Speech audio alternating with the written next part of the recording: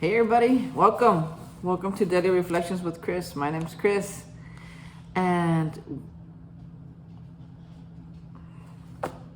let's get started. Today, for those of you who are new to my YouTube channel, maybe you never see me, maybe you see me every day and you're tired of hearing, but we talk recovery. I share my experience, strength, and hope as as it pertains to my recovery from alcoholism and many other things. I say alcoholism, but I've recovered for a lot of isms, right? And in order to stay on topic or to not get all over the place, because I use this book. It's called Daily Reflections, and every day has a different topic. Kind of sets the tone, not just for my day, but for my thinking, for my obsessions, for focus,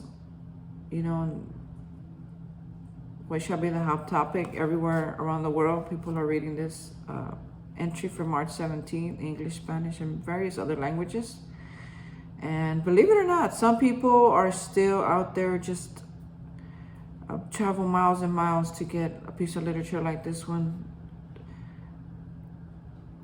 I think we're lucky that we have recovery programs, 12-step recovery programs here in the United States, Mexico, Canada, and a bunch of other countries. But there's these tiny little countries, these tiny little spots of the world that still don't have this literature, that still don't have a solution to their alcoholism, that's still watching their kids and their loved ones die from it.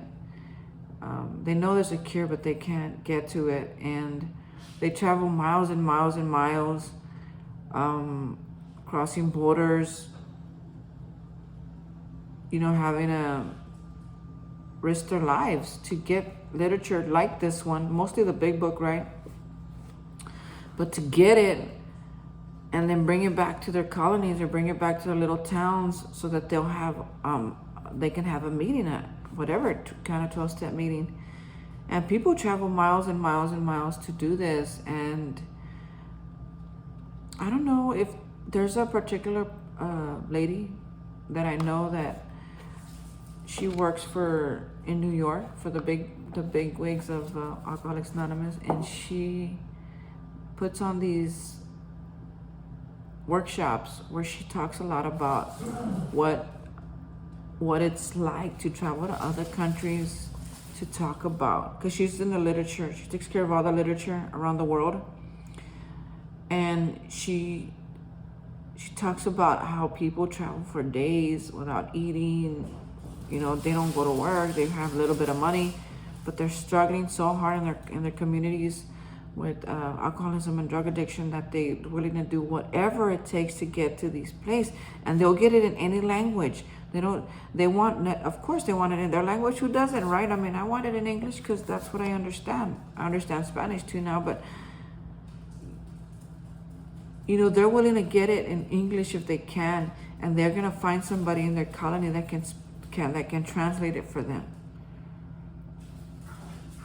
right? Because we have Google. Not everybody does. Not everybody has a phone. They use old school maps, and people try to guide them along the way. Hey, do you know where this is? I mean, it's interesting to hear what people are willing to do for the recovery in other parts of the world. And I don't know why I started telling you that, but anyway, it's pretty neat.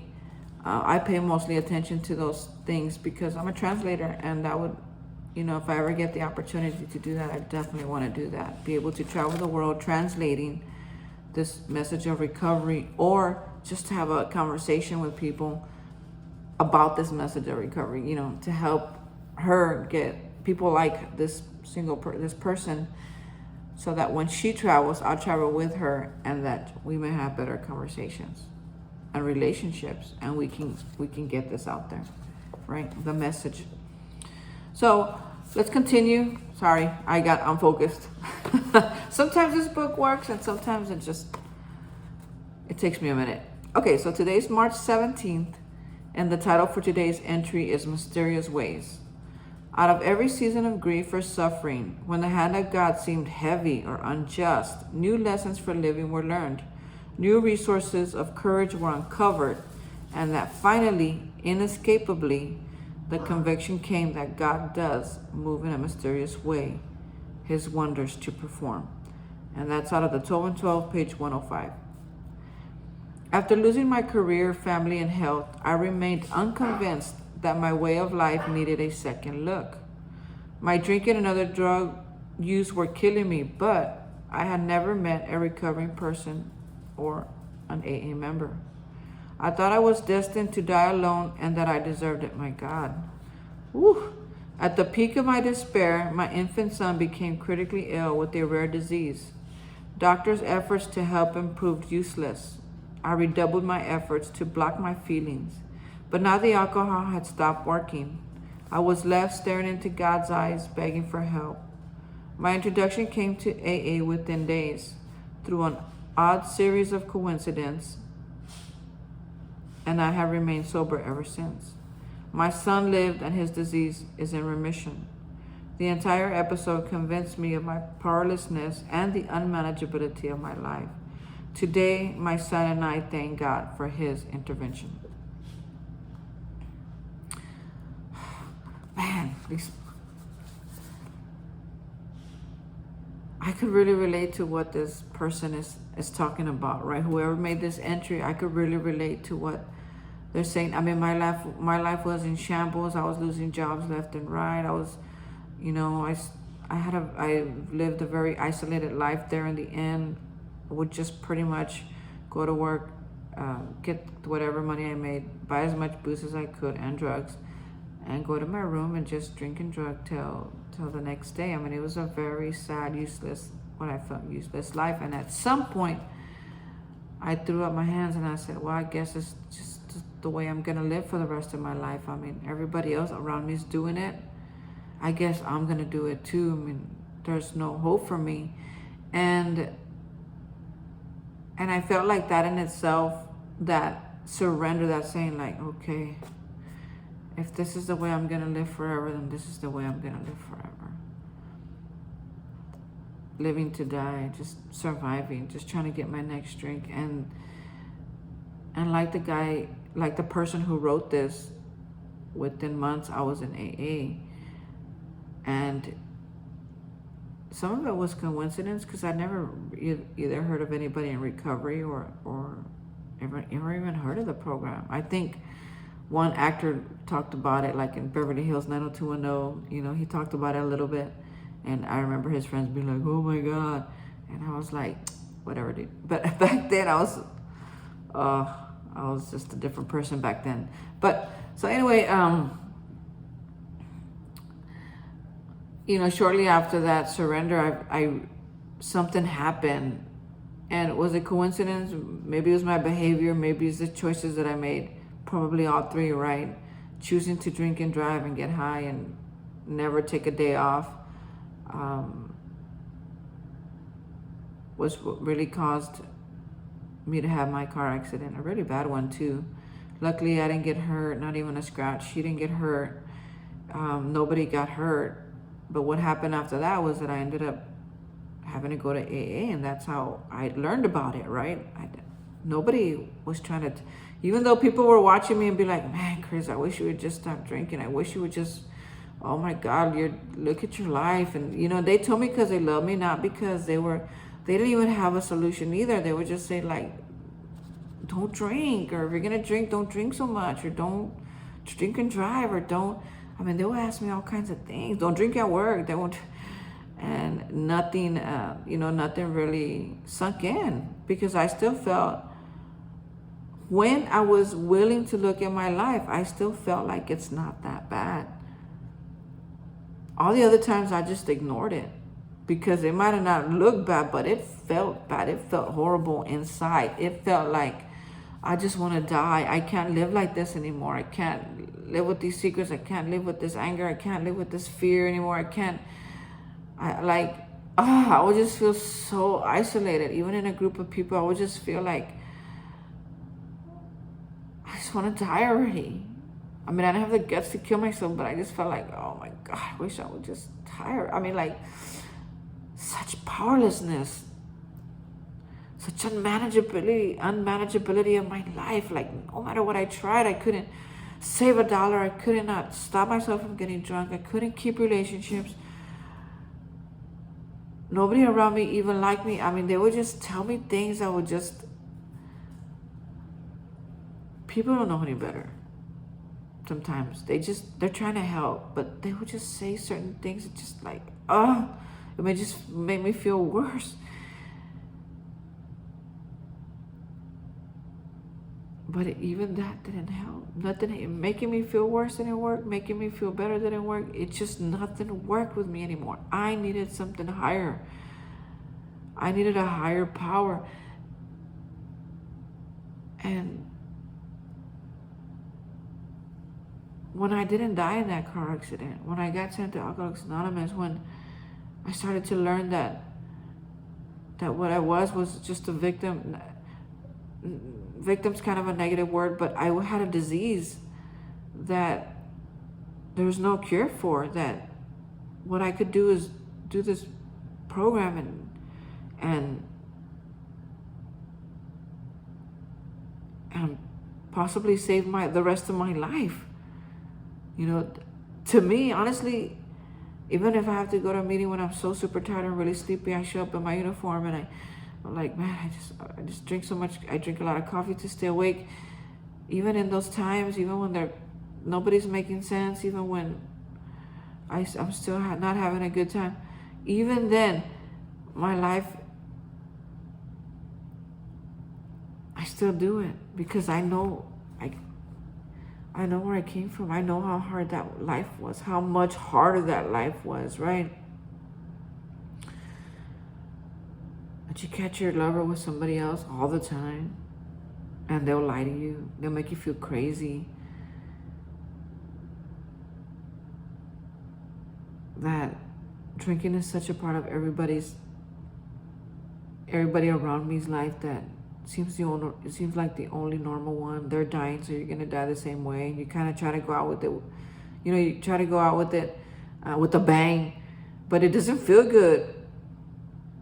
The bang doesn't feel good. It burns, it stings, it hurts. It's painful.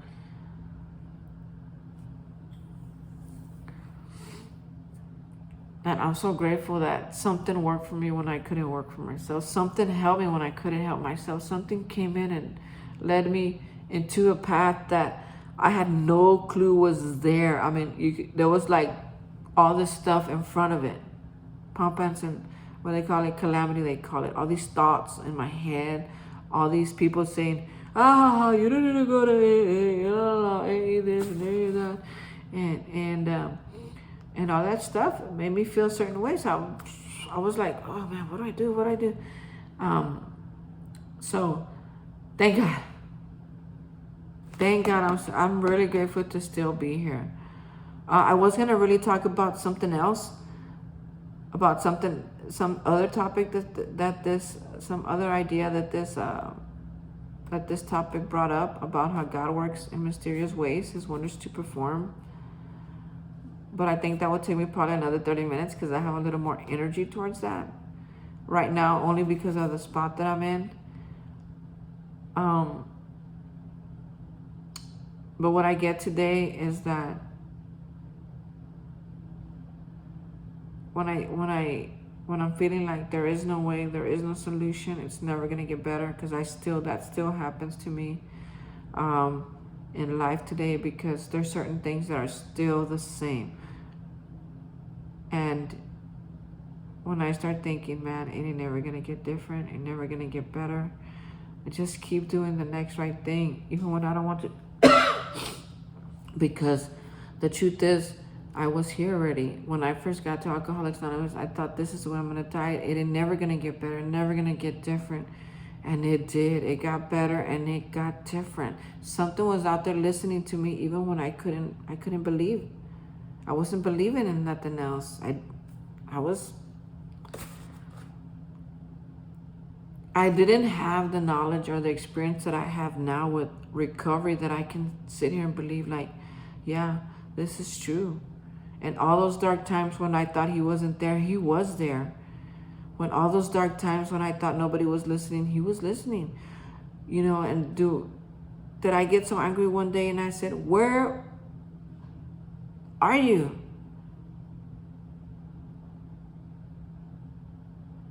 Yeah, I do.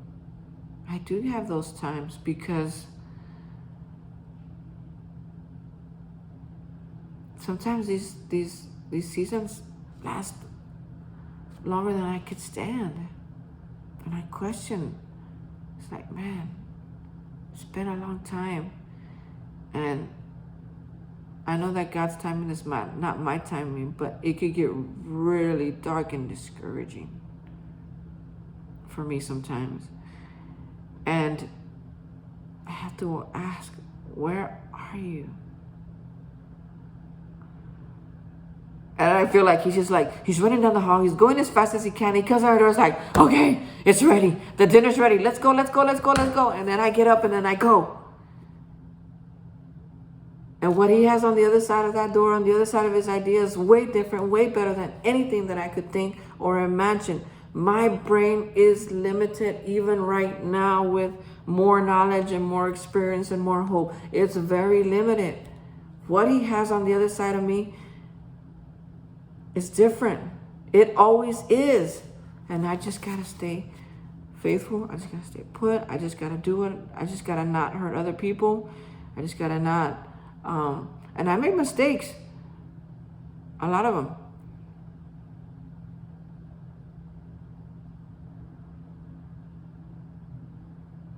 But when I do, one thing that this program has taught me to do is to get honest. Take responsibility. Make it right. And learning those 3 things in the waiting period has helped the waiting period seem so much better. Get creative. Get active. Let's go. Stay. You might think he's not here. Just act like he's here, okay? Just act like he's here. Things might not be going my way. Things might not be going your way. But in reality, I don't know if they are or not. Okay, they don't look like the way I would have them look like, but that doesn't mean they're not going my way. Things aren't happening on my timeline. That doesn't mean they're not going my way. You know, sometimes they talk about it a lot in the rooms. Man, I didn't get what I wanted, but I got exactly what I needed. In other words, I didn't get what I wanted. I didn't get the girl, the promotion, the high paying job. Not yet. But wait, it's coming. I know it's coming. You know, I didn't get all that stuff yet, but I got what I wanted when I put it in the hands of a higher power. What did you want? Well, I wanted all that because what all that means to me is joy, comfort, peace, love, serenity, hope, family, unity, fun, road trips, game nights, dinner. That's what, all that stuff that I want, that's what it means to me. I need a job so I can take my road trip and eat whatever I want with whoever I want. Take my family too. I need to pay for that stuff. Right? I want a family so I can love on, so they can love on me back. And folks, I still have that. Even though it doesn't look what I want it to look like, I still get that. I still have that. I still go on my road trips. I still eat what I want. My money's still there. You know, it's just like, it's such a different experience than okay, this is what I want. This is what I want it to look like. This is what, man, there's so much going on inside of me right now that is in the process of recovery. People have hung out with me and you hear me talk about the things I'm starting to feel like I put too much importance on my job right now.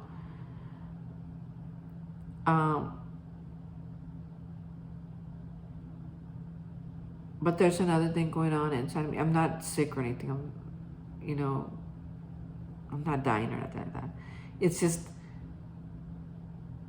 it's another part of me that's conflicted, and it's not my change, my transition. It's not that. I'm good right there. Like, as a matter of fact, for those of you who know me, I keep going like this because it's been a month today, exactly a month that I started my first dosage back on my meds, and I wanted to shave today just so I could see the difference.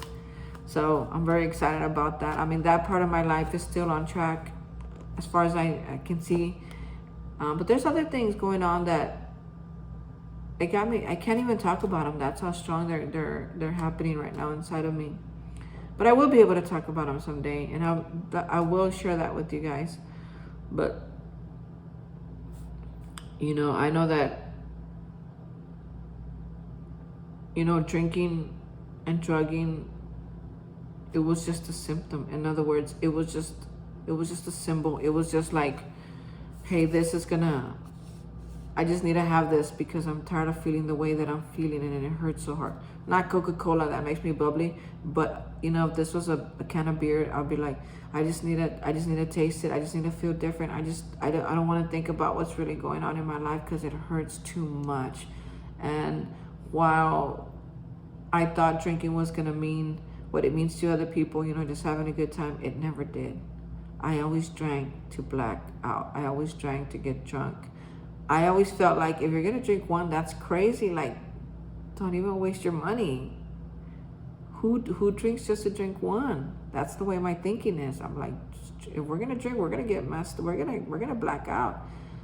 And the thing was that it never really worked for me, drinking, but I thought it did, and it did. It kept me alive just long enough to make it to recovery. And I know that sounds dumb. It sounds crazy. It sounds enabling, but it's not. It's my story. And even though I was just drinking to numb the feelings, I caused a lot of problems. Man, I could have gotten killed. Besides everything else that I got. Right? So I wish you know, sometimes I wish my videos were a lot more funnier, that people would just share these and be like, oh, look at this guy, man, he's so funny. But it's not always funny. Recovery's not always funny. It's not always fun. It's a lot of deep work, in my opinion. And I'm working on stuff right now in a deep way, because I was doing things that I wasn't drinking, but I was doing things vicariously. I mean, I was still being this person that they talk about right here.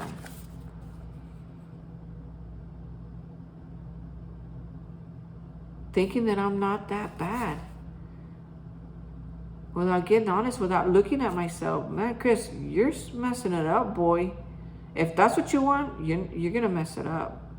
If you don't want it, then never mind. Just keep doing what you're doing. But if that's what you really want, you got to do something, dude. And those are the kind of conversations I've been having. So I've been doing things, not anything that you could see on the outside. You might notice here that I'll be different, that I show up different, that I, talk different, walk different. Because when I do the work, or when I watch anybody do the work, man, you can't. There's no hiding it. They talk different, walk different, they laugh different. They're just like, they want to talk about different things. I mean, they're just like, they got a little skip in their jump. I mean, they're just like walking around like, that's right.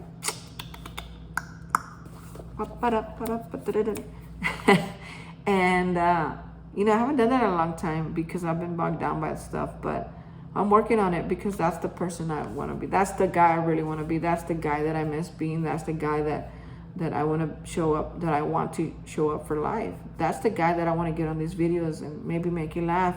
But it's not always going to be that way. It's just, it's life, man. I come in here and I talk about some stuff that really bugs me because it's what helps me. Uncovering, first thing is admitting that, man, I thought I was doing good and it turns out I'm doing horrible. And then go from like, oh, it's all their fault, so they need to get it together or I'll be gone, to go from that state of mind to be like, okay, I'm ready to get honest. I'm tired of being this way. God help me. God help me. Help me be different today. Help me help somebody. Help me have really good conversations. God, help me. Because alone I'll mess things up. Maybe God's not your higher power. Maybe you have a different higher power. Whatever it is, get it. Let it help you. Conversate. Build relationship with that. So that whoever's in the vicinity, whatever comes around, when you and that God of yours are together, they're going to know, whoa, something is going on. I kind of like that. Let me go talk to that person. Hi, what is your name? Wow, okay. You know, they told me that one time I was reading this book and they said, you know, people just come by and sit next to you for no reason. You don't need to ask why they're there. Just enjoy the moment because something is happening. They're attracted to you in some way and it doesn't need to be explained. Just let it happen. And I remember just that morning, one of the people that I go to these conventions with, I've never talked to this woman before, and she just felt very comfortable coming over and just sitting right next to me. Didn't say a word, she just sat there. I was like, okay.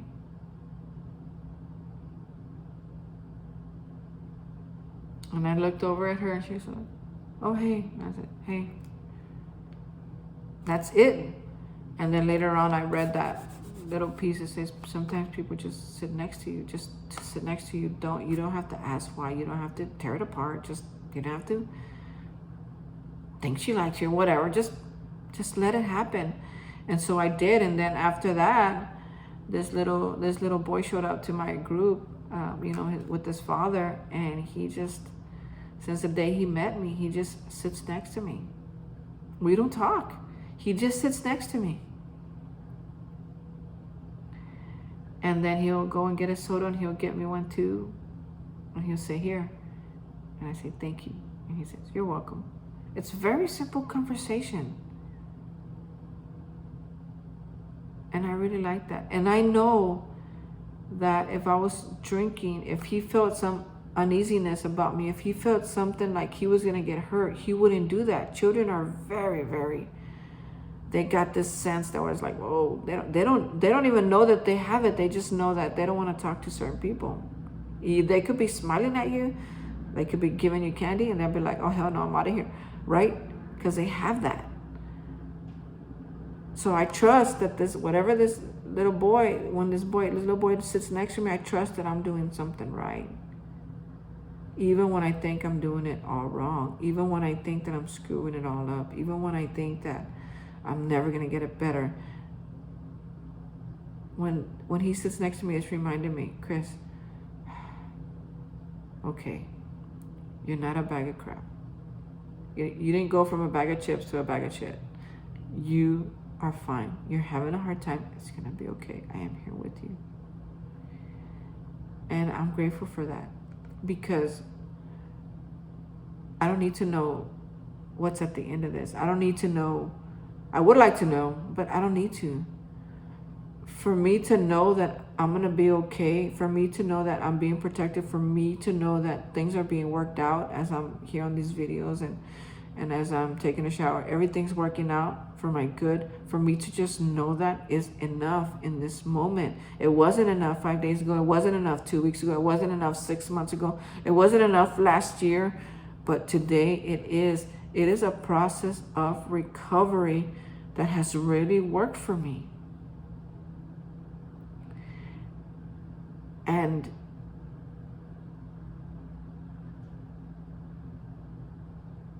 if you're out there and you're in a process of your own, if you're not sure where you're going, if you're not sure what you're doing, if you want to be funny, but you all you can do is be serious, I just want to encourage you, just keep moving. Just do the next right thing. It's going to get better. It's gotten better for me and for a ton of other people living in this world who thought it never would. It hurts in the meantime. I know it does. It hurt me the whole way. It's still, there's other things that sting. It's a different sting right now, but it's not what it was a year ago. It's not what it was 6 months ago. It's not what it was last week. It's totally different, right? It's a level of honesty, acceptance, humility, gratitude, all of that. I had to implement those things in my life to help me get better. So if you're out there, you're struggling, you think it's never going to get better, folks, it will. It will. If you hang out, if you apply some of these suggestions to your life, get honest. We talked about it a little bit yesterday. The same 5 suggestions that worked for me yesterday, they're going to work for me today. Get honest. Have some gratitude. Focus on what's here, stuff like that, those things. And no matter what, don't drink and don't drug. I may screw everything up today, but if I don't drink and I don't drug, I stand a chance. As soon as I put a drop of alcohol, it's all over. And it's scary. It's scary for me to think what could happen if I put a drop of alcohol in anger, in self-pity. Talk about being destructive, completely destructive. And no matter what, I've tried it. I've tried to stop on my own. I couldn't. I needed a power, folks. I pray that if you're out there that you would find that power, and it's so easy. We've done the 3rd step prayer in here. We've done the St. Francis of Assisi's prayer. We've done the 7th step prayer. We've done the Our Father. And there's one, if you can't remember anything else, the simplest prayer that I've ever prayed in my life is, God, there's got to be something better than this. That's it.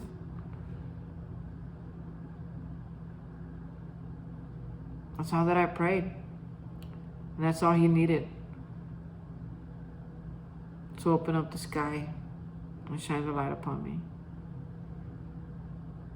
And I can do that a million times if I want. See, God's not like people.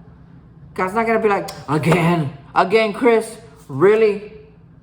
I'm so disappointed. God doesn't do that. He's not like people. He's like, oh man, I messed up again. You did? All right.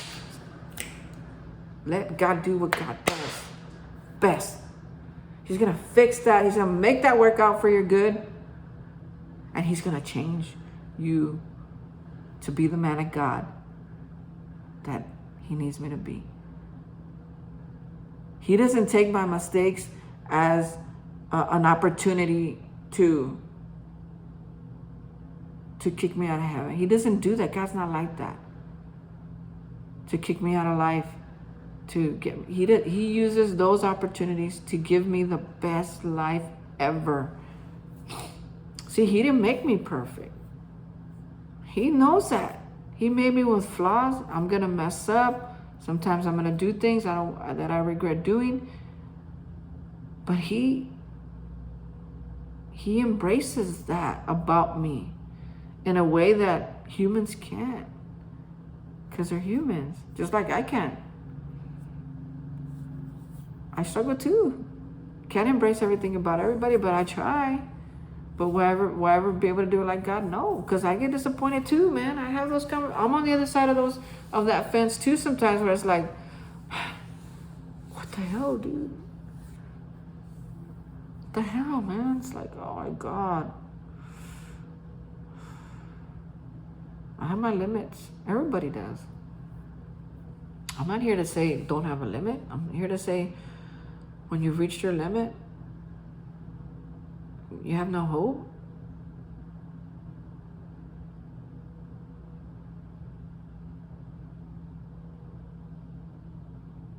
Try something you never tried before.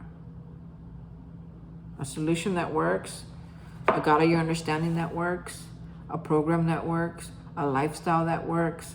And I don't mean just kind of works, just survive. And maybe you're gonna start just surviving. That's where I started. I just need to survive. I just need to eat today. I just need to, have it for today, and tomorrow I'll worry about tomorrow. Where now I don't have to worry about it for like a week. It's like, wow, I'm surviving for a week now. And that I could get on these videos and say, you can get there. Everybody can. I'm not special. Anybody can have this at any time of their life. So I encourage you, if you're struggling out there, know you're not alone. There's other people out here. We're all doing life together. There's a solution. If you want it, ask God what your solution is. It may be AA, maybe not. Maybe it'll be your nearest church. Maybe it'll be forgiving yourself. Maybe it'll be a really good cry. Maybe you'll be getting honest. Maybe it'll be, helping somebody out. That is the easiest way to get out of your own way, is to get into somebody's life and be like, how can I help you today? But I mean, like, seriously. And they say, hey, actually, yes, can you do this? And just do it, even if you don't want to. Just do it. Now, don't do anything that's gonna risk your life. I wouldn't say that. But some of these early tasks are so easy, yet so hard for us to see them. Folks, I needed help. I couldn't do it alone. I pray that you seek your help. If it's not this program, some program. And why do I keep saying that? Because I don't want you to die. Not that kind of death. I want you to have a purposeful, useful life. And if there's anything that I can say that might convince you that you're worth it, I hope to say it. I don't know what the words are. I don't know when the time is. I just know that I'm going to keep showing up. Folks, thank you for your time. I must go. It's raining outside. I might look overdressed for spring break, but I do live in Texas, so I'm probably underdressed right now, actually. So I'm going to go put my gear on and get to work. I love you all. Thank you for your time, and we'll see you soon. Bye.